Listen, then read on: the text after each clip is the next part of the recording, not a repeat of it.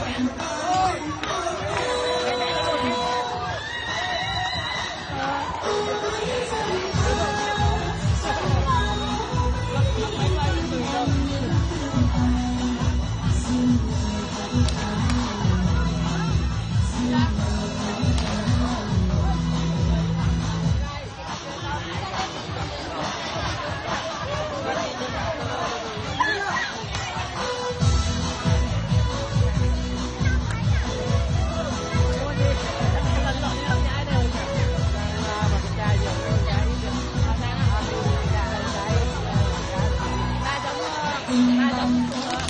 cho kênh Ghiền Mì Gõ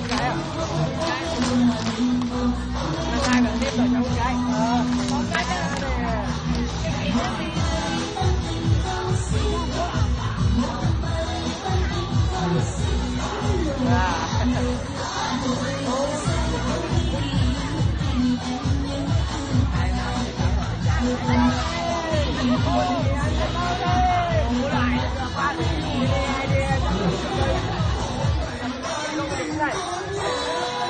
video hấp dẫn.